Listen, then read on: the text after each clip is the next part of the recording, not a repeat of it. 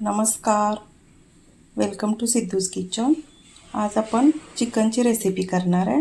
तर त्यासाठी लागणारं साहित्य हा कांदा चिरून घेतलेला, मोठा मोठा चिरला. त्याच्यानंतर हा टोमॅटो, त्यानंतर कोथिंबीर, लसूण, आलं, जिरे, त्यानंतर खोबरं आणि चिकन शिजवून घेतलेलं आहे. आता कढई गरम करायला ठेवलेली आहे. आता आपण कांदा आधी भाजून घेऊया. आता इथं कढई गरम करायला ठेवलेली आहे. तर त्याच्यामध्ये आधी कांदा आपण भाजून घेऊया. कांदा कोल्हापुरी चिकन आपण बघतो कसं करायचं ते. तर हा कांदा व्यवस्थित आता भाजून घ्यायचा.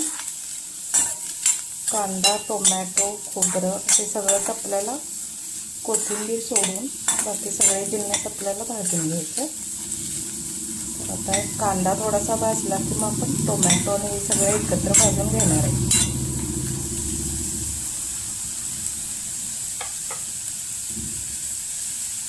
तो टाकूया.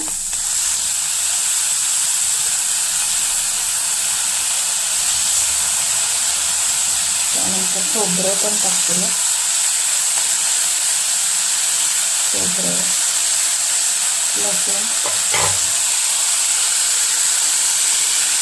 हे सगळं भाजून घ्यायचं.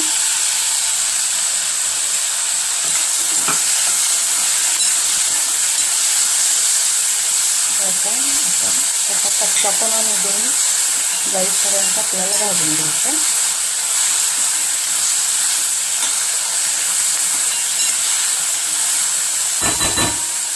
भाजून होऊ दे. आता हे बघा इथं मी हे चिकन शिजवून घेतलेलं. त्याच्यात फक्त कांद्याची फोडणी दिली. तेलामध्ये कांदा टाकून थोडंसं मीठ आणि हळद टाकून हे शिजवून घेतलं. वेळ जास्त वाया जाईल म्हणून मी हे दाखवलेलं नाही आहे, कारण खूप मोठा व्हिडिओ होतो ना. तर आता हे आपण शिजवून घेतलं. आता हे कांदा आणि हे भाजून होऊ दे. आता जिरे टाकूया.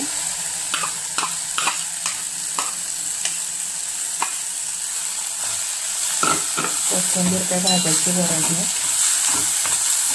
आता हे मिश्रण आपलं हे कांदा लसूण हे आता भाजून झालेलं आहे.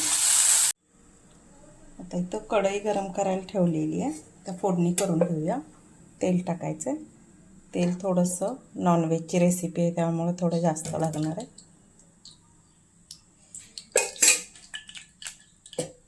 आता तेल गरम होऊ दे.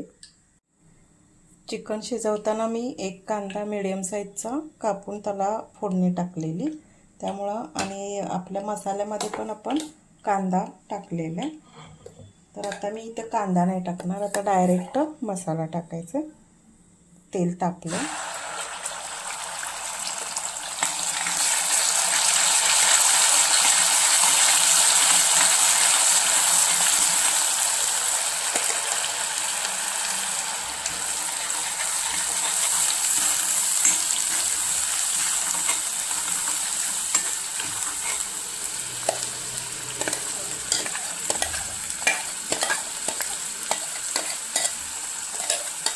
हा सगळा मसाला मी त्याच्यामध्ये टाकला. आता काय करायचं, हा मसाला शिजायच्या आधी आता हे आमचं कोल्हापुरी चटणी जी आहे ती टाकणार आहे. आणि कोल्हापुरी चटणी टाकल्यानंतर दुसरे कुठलेही मसाले टाकायची गरज नाही. आता हे तुम्हाला जेवढं तिखट पाहिजे त्यानुसार ही चटणी टाकायची.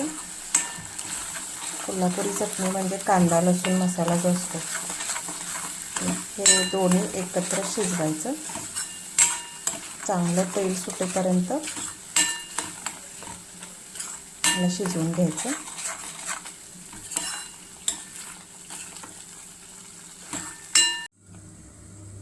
आता हा मसाला शिजला काय बघूया.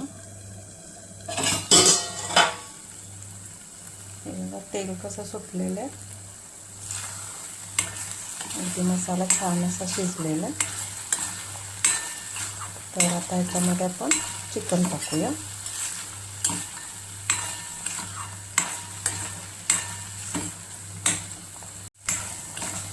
आता या मसाल्यामध्ये आपण चिकन टाकूया, म्हणजे आपण शिजवून घेतलेलं.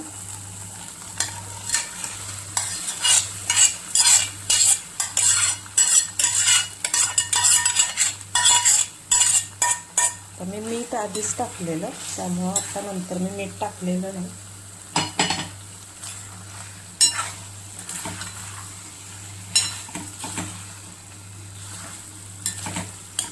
तर मसाला हा करताना किंवा झाल्यानंतर त्याच्यामध्ये थंड पाणी टाकायचं नाही.